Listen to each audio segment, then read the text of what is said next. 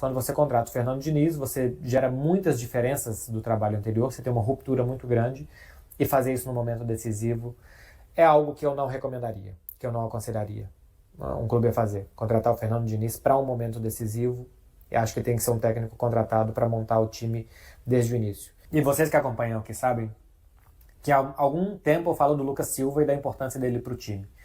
Não que seja um super jogador, tá? Porque não é. Ele já apareceu, inclusive, assim, em alguns momentos ele já foi muito melhor do que ele está hoje. Mas ele tem um jogador que os outros do elenco do Cruzeiro não têm, que é essa pausa no meio campo, a capacidade de perder poucas bolas, de fazer o time ir ganhando metros dentro do campo via passes, que o Wallace não tem de jeito nenhum. Jogador completamente diferente, inclusive me parece uma incoerência que um time treinado pelo Fernando Diniz tem um jogador na base da jogada com a capacidade de passe que o Wallace tem. Um jogador que me parece o oposto do que o Fernando Diniz quer para os seus times, e ele foi escalado para uma final de campeonato. Eu nem vou falar do lance do primeiro gol, porque o Wallace erra um passe muito bobo, mas a bola vai para cá, vai para lá, um cruzamento errado que acaba encobrindo o Cássio, e eu não vou colocar na conta dele. Mas sim tem uma coisa que eu acho curiosa, que é, o Wallace jogou 30 minutos e perdeu 5 bolas. Em média ele perdeu uma bola a cada 6 minutos. E olha que nesses 30 minutos que ele teve em campo, o jogo ficou parado um tempão para a revisão do gol do Racing, né? E os outros gols também tiveram alguma revisão e tal, mas especialmente do gol anulado. O Lucas Silva entrou aos 30 e jogou 70 minutos, porque o jogo foi até os 100. 5 minutos de acréscimo no primeiro tempo, 5 no segundo. O segundo foi até mais tempo de acréscimo, mas depois do gol do Racing não aconteceu nada. Vou contar 70 minutos pro Lucas Silva. O Lucas Silva perdeu 7 bolas em 70 minutos. O Wallace perdeu 5 em 30. O Wallace perdeu uma bola a cada 6, o Lucas Silva perdeu uma bola a cada 10. A capacidade que um tem de desperdiçar bolas e de entregar a bola de novo para o rival, e que o outro tem de reter a bola e de dar continuidade no jogo do Cruzeiro, talvez tivesse feito diferença nos 20 minutos iniciais. Eu acho que não é porque estava o Wallace e não o Lucas Silva em campo, tá? Que o Cruzeiro perdeu. Acho que não é por isso. Mas também por isso.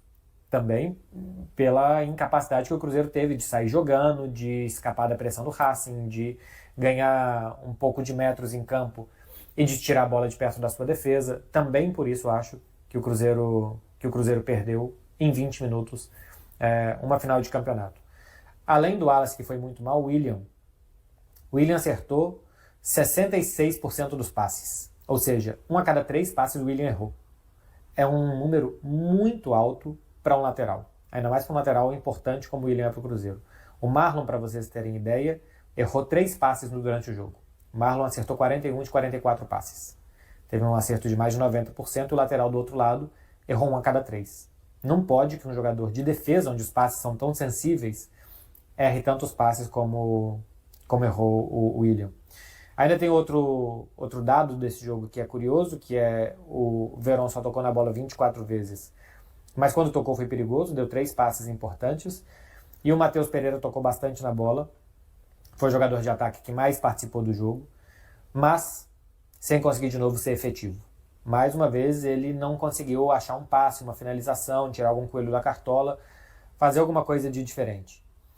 O Cruzeiro, depois daquele jogo contra o Botafogo, do 3 a 0 no Newton Santos, entrou em campo 22 vezes. 11 com Seabra, 11 com Fernando Diniz. Ganhou 5 de 22. O Racing ganhou 6 nos últimos 6 jogos, que eu estava falando de diferença de momentos. Nesses 22 jogos que o Cruzeiro fez, pós-Botafogo, o Matheus Pereira participou de 4 gols. Ele deu 4 assistências e não marcou nenhum. Eu sei que ele não participou dos 22 jogos, né? Tem algum jogo que ele estava suspenso e tal, não participou. Mas é 4 gols que ele participou desde agosto. Antes disso, o Matheus Pereira tinha 8 gols e 5 assistências só em Campeonato Brasileiro e Sul-Americano. Nem estou contando o Campeonato Mineiro. 8 gols e 5 assistências. E depois 4 assistências. É uma diferença muito grande. E o seu melhor jogador desapareceu no momento decisivo da temporada. Desapareceu um pouco forte, porque às vezes ele deu bons passes, ele serviu bem seus companheiros e as jogadas não foram aproveitadas, né? Também teve uma incapacidade em algum momento dos companheiros do Matheus Henrique, do Matheus Pereira. Matheus Henrique é uma outra coisa que está indo muito bem, mas do Matheus Pereira, a incapacidade dos seus companheiros de aproveitar o que ele criava. Mas no início do Campeonato Brasileiro, a esperança é que o Matheus Henrique fizesse alguma coisa e ele fazia. O time era muito voluntarioso, o time corria e brigava muito e lutava muito e entregava a bola para o Matheus Pereira ver o que acontecia. A partir do momento que esse time parece que foi ganhando mais capacidade técnica e que o time não jogava tanto mais para o Matheus Pereira, ele foi desaparecendo do time. O que eu não acho que tenha sido bom nem para ele nem para o Cruzeiro. Eu preferia quando o Cruzeiro se ajudava mais como equipe e que o Matheus Pereira tinha mais chance de brilhar. O bom desse momento final da temporada é o Caio Jorge, né? Que hoje fez mais um gol e tal, fez 4 gols, deu uma assistência nos últimos 5 jogos que participou. É a boa notícia que o Cruzeiro vai recuperando um jogador pro ano que vem. Enfim, faltam ainda 4 jogos de Campeonato Brasileiro: Grêmio, Bragantino, Palmeiras e Juventude. Desses 4 jogos, imagino que dê para fazer uns 7 pontos. Juventude, Bragantino e raspar alguma coisa contra Grêmio ou contra Palmeiras. Palmeiras vai ser na penúltima rodada, babando para cima do Botafogo. Acho muito difícil. Mas pelo momento de Juventude, Bragantino e Grêmio, alguma coisa dá para tirar. O problema é o momento do Cruzeiro, né? Mas desses 3 aqui, teria que fazer 7 pontos para tentar ficar em 7º lugar e garantir alguma coisa de Libertadores para o ano que vem, uma vaga na pré-Libertadores e tal, para brigar no torneio sul-americano. Era mais ou menos o que se esperava para o Cruzeiro em 2024, né? Se esperava o que do Cruzeiro esse ano? Que ele não brigasse lá embaixo no Campeonato Brasileiro, que ele desse passos à frente em relação ao ano passado, que quem sabe ele pudesse brigar em cima por uma vaga na Libertadores. Ele sempre brigou em cima, sempre por vaga na Libertadores. E que na Sul-Americana ele pudesse ir até onde desce. Vamos ver até onde. Foi até a final, né? Eliminou Boca Juniors, eliminou Lanús e tal, e voltou a jogar uma final continental. Então, dentro das expectativas que se tinha com o Cruzeiro em janeiro, foi bem. Era isso que se esperava. Na Sul-Americana, vamos ver o que dá para fazer. O caminho até aqui foi legal.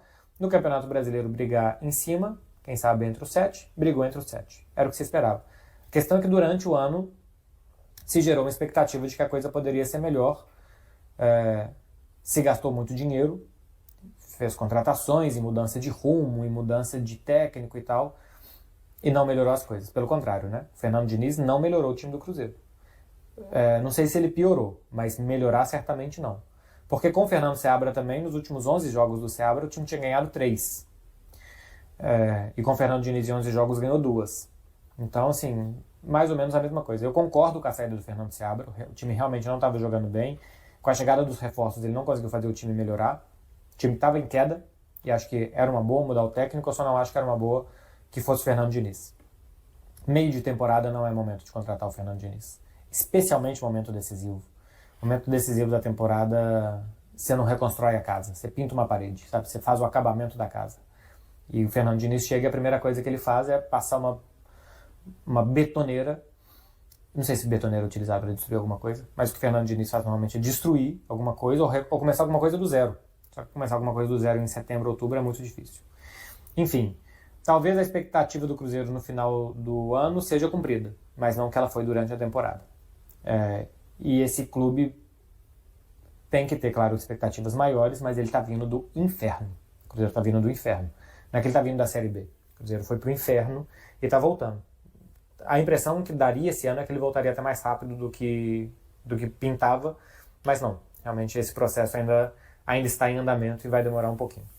É isso, meu povo. Eu nunca vi, Gabi, eu tô nessa estrada há mais de 40 anos, eu nunca vi um time entrar para uma decisão de campeonato tão importante para fazer história, que é uma decisão de Sul-Americana, tão desfocado quanto esse Cruzeiro.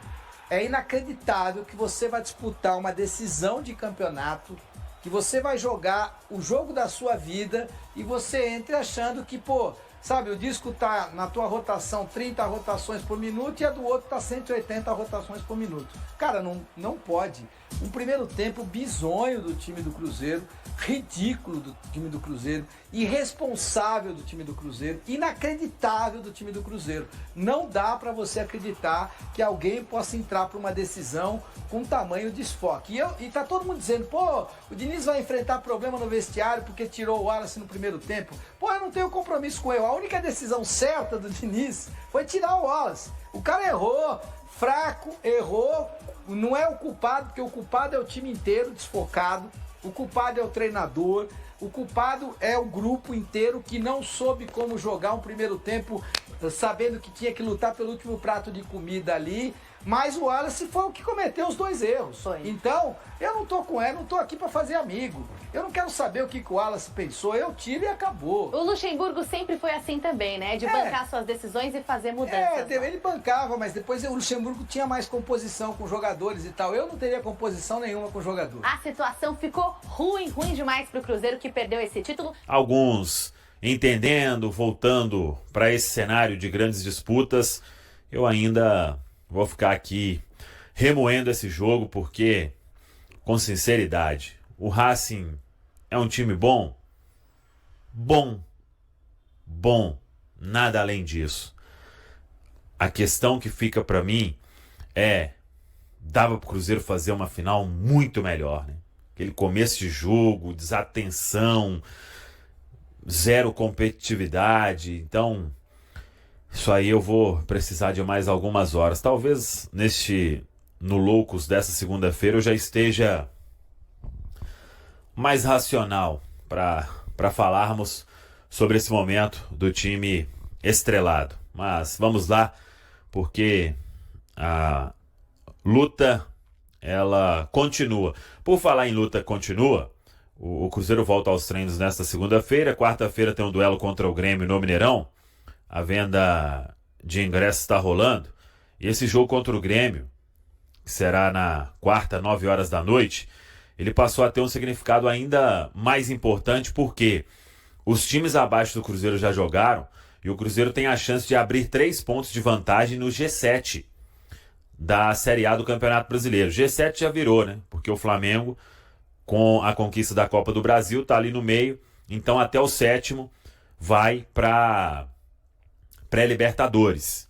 Então o Cruzeiro está ali com 47 pontos. O Bahia empatou com o Atlético Paranaense por 1-1 na Fonte Nova. O Corinthians chegou também aos 47 pontos com a vitória sobre o Vasco. E esses times têm mais 3 jogos.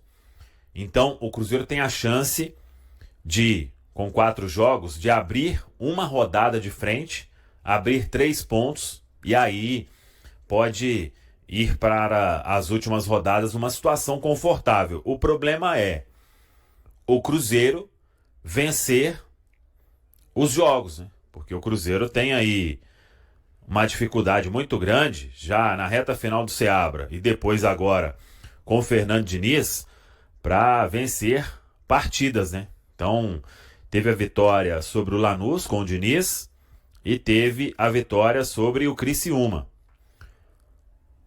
Então, o Cruzeiro precisa aí de uma situação nesta reta final que vai ter que melhorar esses números para buscar esta vaga na pré-Libertadores, o que é muito importante para todos, né? Então, Fernando Diniz, que segue aí no comando técnico do Cruzeiro, ele terá essa missão com os jogadores de buscar uma boa campanha nesses 4 jogos que restam para o Cruzeiro chegar à principal competição do continente. Grêmio, quarta-feira. Domingo, Red Bull Bragantino, do Fernando Seabra, que tomou uma goleada para o Internacional, está na zona de rebaixamento. Domingo lá em Bragança Paulista. Depois o Cruzeiro joga com o Palmeiras. Esse jogo é em casa. E fecha com Juventude lá em Caxias do Sul. Então, jogos fundamentais para pelo menos dar uma minimizada, né, no que aconteceu ao longo dessa temporada e terminar aí com o elenco classificado para a próxima Copa Libertadores da América. 4 jogos para terminar o ano. Cruzeiro seguindo aí no mercado, todo mundo sabe. Uma reformulada, obviamente, vai acontecer. Cruzeiro vai buscar contratações para elevar o nível para a próxima temporada.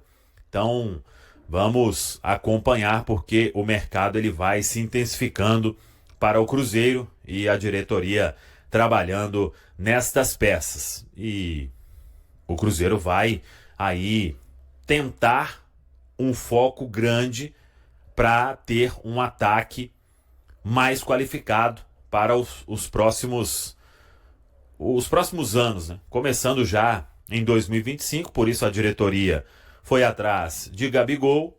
Essa questão aí do Gabigol, galera, já falamos aqui, o Gabigol não tem mais nada a ser feito, né? Só esperar o tempo, e aí com o tempo vai vir o Muque. Então, torcedores, calma, que essa situação aí vai se resolver para um final feliz. E aí vamos ver o foco do Cruzeiro no mercado, principalmente jogador de beirada, porque é uma deficiência que tem no elenco celeste.